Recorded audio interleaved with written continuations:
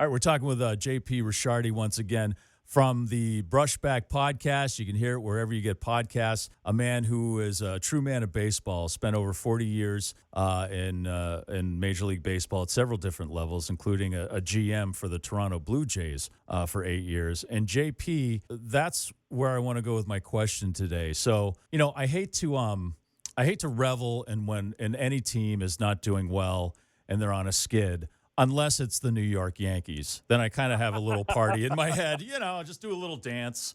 But I was reading their GM, Brian Cashman, said, I'm paraphrasing, he said that we're doing so bad that I'm going to join them on the road. Is that usually a time when GMs join the team on the road? Does that help the team, or does it make it too uncomfortable? What is the thinking there? Well, I think there's a lot of ways you can go about this.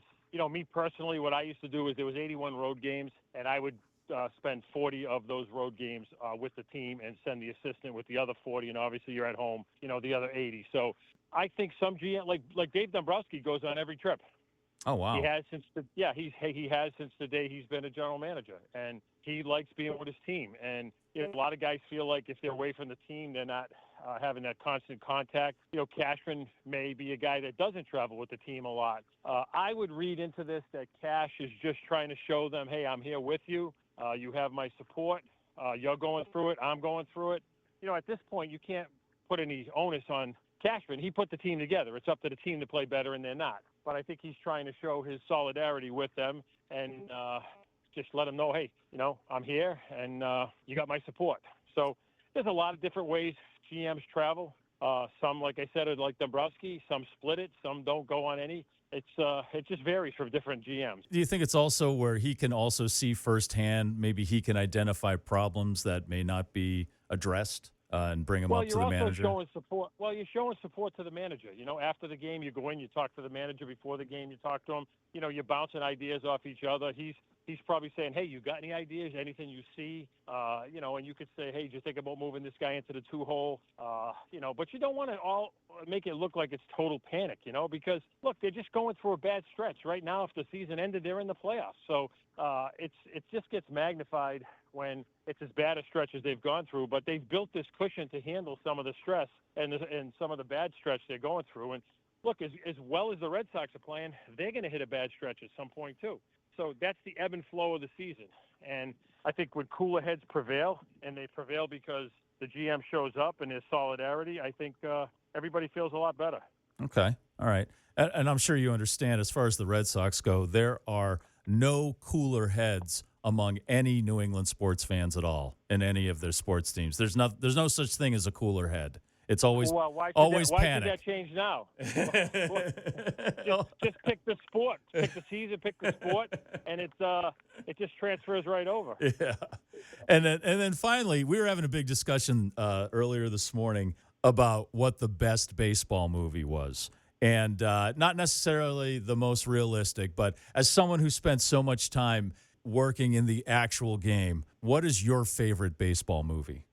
Oh boy. You're probably going to be surprised when I tell you. Obviously, I love Field of Dreams because of the ending. And, my dad played minor league baseball, and he brought my brother and I up on baseball. And, that's sentimentally probably the one that hits home. But I have to tell you, A League of Their Own is my favorite baseball movie.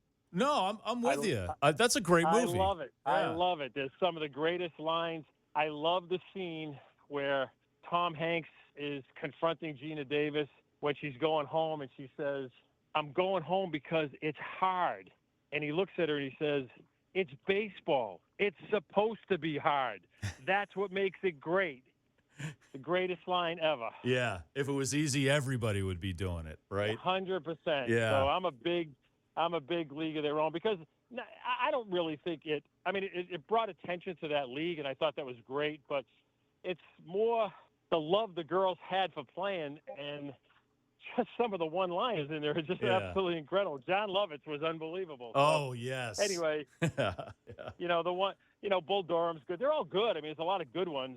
Actually, on our podcast, we are going to have one of the guys who was in The Natural, which was a great movie. Oh, who's it going to be? Come on. He was that brought the note down from Glenn Close to Redford in the dugout to tell her her son was there, and this guy did a lot of technical work. He was a baseball player, so he threw batting practice to Redford and did a lot of working out with Redford to get him ready for the show. So it's going to be interesting. He's got some really good behind-the-scenes stories about the movie. So that's going to be fun. But league of their own. I love it. Awesome. JP Ricciardi, appreciate your time once again, man. And he is the host of the Brushback Podcast. You can get it anywhere you listen to podcasts. Make sure you subscribe. Thanks, JP. Oh, yeah, my pleasure. Take care. Have a good day.